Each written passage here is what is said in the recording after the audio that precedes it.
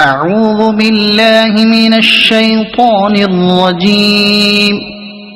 بسم الله الرحمن الرحيم.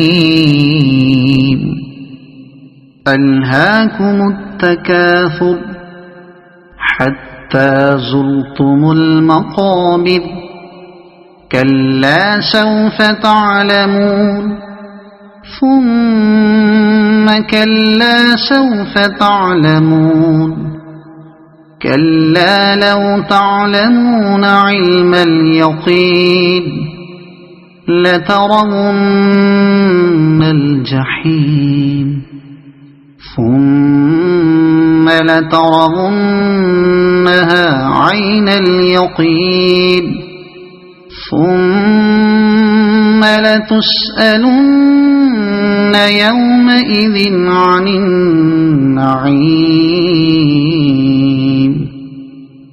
صدق الله العظيم.